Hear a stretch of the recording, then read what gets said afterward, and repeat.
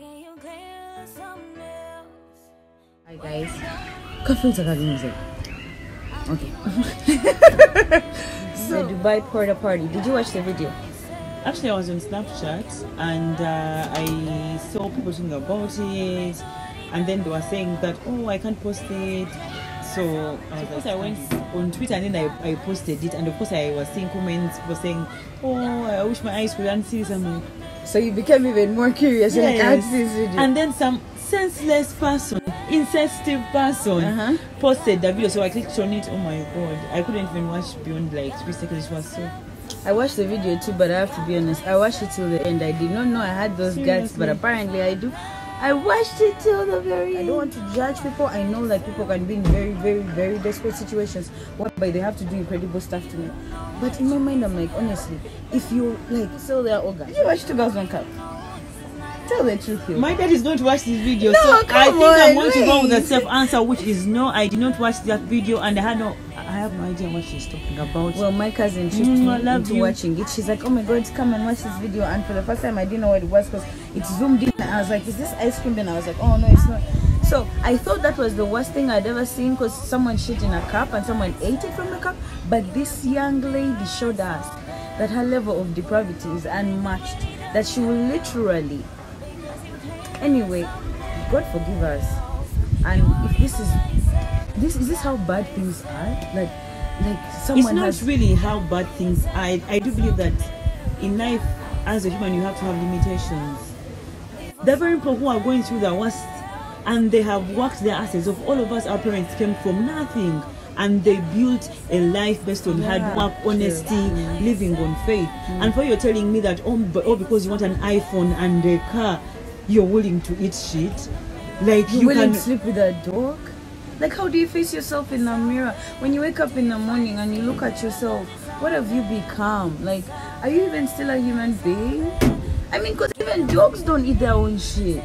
I saw some other girl on TikTok saying that, yes, I did that and I'm a millionaire at 24. I'm like... And she was talking about Naira, honey. She wasn't even talking about dollars. Not that even if it was dollars, it would make any sense. But seriously, 1.5 million Naira and you sleep with a dog. At least it had been Kenyan shillings, for fuck's sake. Really? I don't know I'm a psychologist or anything, but in my mind I'm thinking people who do that, people who who get a sexual pleasure from waste, from feces, from human fecal matter, are probably kids who, when they were younger, like they would shit themselves and they would leave them to be in that shit the whole day.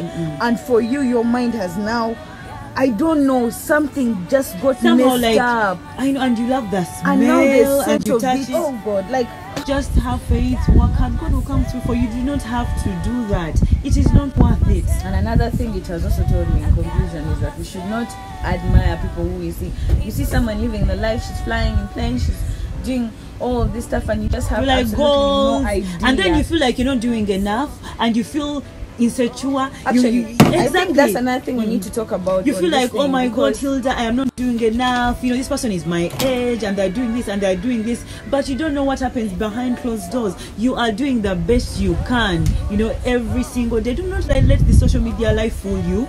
You know, you've already done this horrible, despicable thing, but social media has deceived you to the point that you feel like you can actually go on TikTok and tell the whole world that you're somehow, because you have the money, it is okay. A platform whereby this information will remain for the rest of your life, your kids, your grandkids, even people who would want to associate with you. Even years from now, when you want to forget what you done did, someone can go online and remind you how you slept with a dog and you were proud. So wow, I feel like this is a different level of greed. You're looking for very quick money. Like, fine, if you're going to sell yourself, sell yourself. But don't sell your soul, for fuck's sake. Because look, you know what? But then I feel like who started these things? Someone thought that, oh my god, I'm going to get desperate like African, I keep telling you, black that girls the human mind is messed up. To come, and I'm going to shit on them, and because they are desperate, someone is exploiting yeah, someone's exploiting your us. They are taking advantage of the fact that, and also our greed. I mean, it's only greed that can make you do that. In 2022, why don't you sell your organs? Why can't you sell your kidney? Become a surrogate. I don't know. Yes, thank you. That is a more dignified way of making some money. But I think it's also because to be a surrogate, you need to go through character character, like, what should I say, evaluations. And obviously someone who's willing to sleep with a dog for money, no one is going to. I do understand that times may be hard and all of us go through things, you know, and there are days when you feel like, oh my God, I don't know how I'm going to overcome this, I have bills to pay and all of that. One thing I know is that God really comes through. Like when you see very many people in the world, our parents, influencers, everyone has a story to tell, and they'll tell you that nange dina wenji say. But the moment you try to get rich quick, take shortcuts, it's deadly. And at the end of the day, sometimes when you cross a line, you cannot go. You cannot come back from there. You can't come back. Sometimes you make decisions now, and the effects come like 10, 12 years later.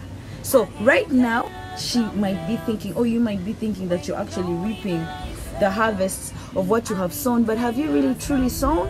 Have you really sown? Have you worked hard? Or have you jumped the line? Have you taken a shortcut that will eventually lead you to a bad place?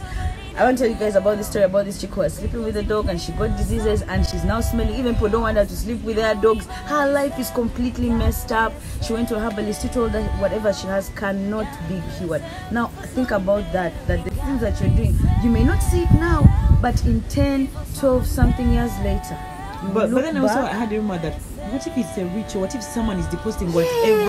What level of depravity have we fallen into that now we are going to allow absolutely anything to happen to our because we need money. We want money and we want to live a good life and we want to look like we are happy.